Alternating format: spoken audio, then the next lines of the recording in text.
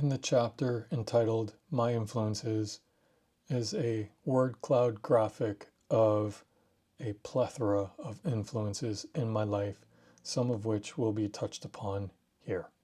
Although the retreat has been one of the biggest influences, there are many, from my education to the following list: life, mom, cat, squirrel, a tree, wind, Krishnamurti, Jesus, Buddha, U2, Rush, water, movies, Rumi, Bruce Lee, Joseph Campbell, the guy next door, Gandhi, anger, joy, frustration, defeat, pain, suicide of some friends. All have touched the meditation experience. The current of influence is never ending and not necessarily new. Repetition and refreshers occur frequently as well. You may ask, what is the purpose and reason for doing this then? Peace, love, happiness. The inspiration to this guide is multiple. The inherent beauty of this venture is that it is a work in progress. I don't have all the answers. I'm unable to relate to the times of Buddha or any of the other great teachers. I've never claimed to be enlightened, and nor have I conscientiously said I want to be. Part of my intent is to minimize the amount of discursive thinking that can become a hurdle to one's own insight. The other manner in which this book is presented is representative of the thought process, random yet organized, cohesive and chaotic, but in a well-coordinated manner where there is flow intermingled with spontaneous bubbles of intuitive knowing.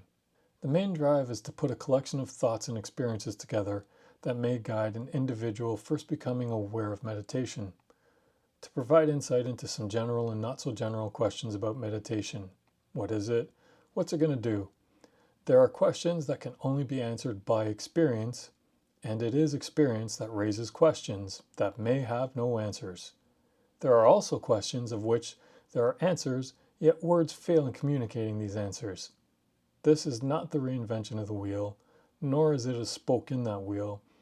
The guide is just another spin of the wheel that keeps it rolling. Another motivation for this is that I've experienced the life-transforming benefits first and foremost.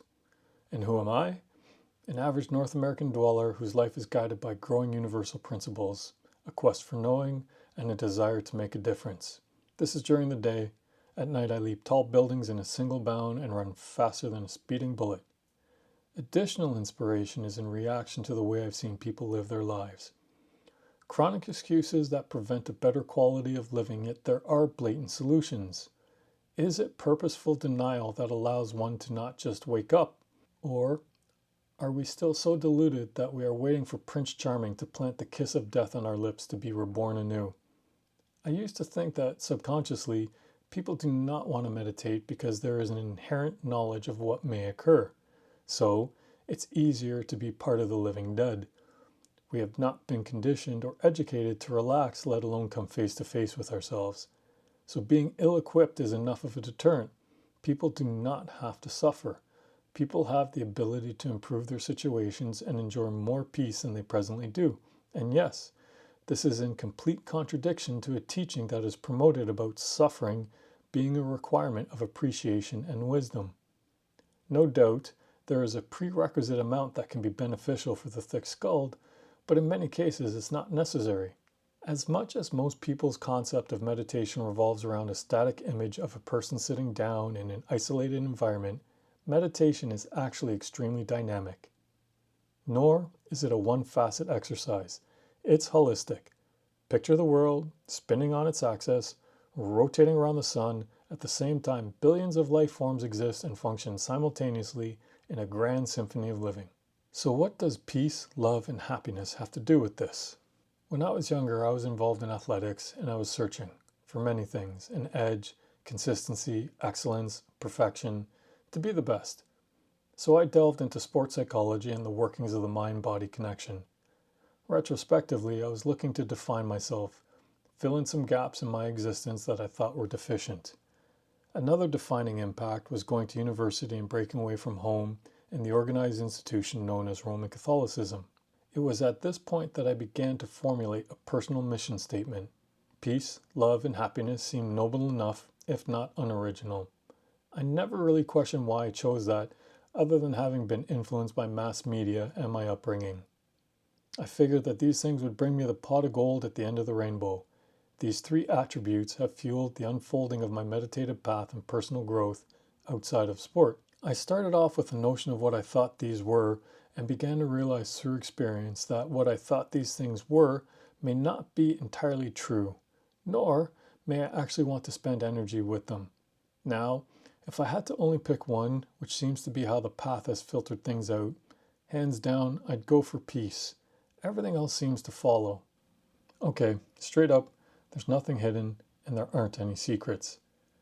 Everything is pretty simple and clear. It's just that we don't see it sometimes because we choose not to or we're not ready for it. The real mystery is, what will your experience show you that will facilitate your growth? You may ask yourself, why bother? What's the rub? I had a client once suggest I try peyote. He meant well. He figured because of my affinity for expanding my consciousness, he thought trying some other means would be interesting. There is a feeling I get when I train with weights or play sport at a certain level of intensity that can only be matched or surpassed by the feeling experienced meditating. And it's beyond words. To continue doing something through thick and thin for 15 years attests to the power of the medium. Perhaps part of the lure is that an act as simple as breathing holds the key to so many benefits that once you taste it, you can no longer do without it. And I know when I need to. The sun doesn't stop shining because it's covered by clouds. I've used this analogy to explain one aspect about the point and benefit of meditation. Think of yourself as a sponge, and the water that flows through you and around you is life. Some of the pores in the sponge get blocked or clogged as we experience life. This clogging can be traumatic experience or unresolved issues. These harden with time, and perhaps many of the pores in the sponge become blocked, which doesn't allow the current of life to flow freely. A meditative process can unclog these pores with insight and guidance to allow the current of life to again flow more vigorously through the sponge. Insight in the form of bubbles of understanding of why, coupled with a final acceptance of, to gain relief and release, sometimes like an emotional breakdown or good bout of belly aching laughter. Guidance in the form of knowing and acting upon what steps are required to assist oneself to clear things up, like seeking counseling or reading a book on a related subject. The clogged pores don't have to be so deep though. They can be something akin to a mental block in a writing process whereby changing your focus for 10 minutes brings about the creative flow required to get into a groove. Some may think that because you meditate you become some super deep human being oblivious to emotions and the crap that is a daily part of everyday experience. If this was the case, I would be a robot. My experience has shown me that some of my responses to daily dealings have little tolerance. At the same time, the pains I feel are magnified. Not physical pains, but the pain experienced when you see a world killing itself for stupid reasons. Pettiness is an interesting challenge. With expanded emotional awareness seems to come greater challenges for compassion, empathy, and understanding. This can be tough if you have a short fuse.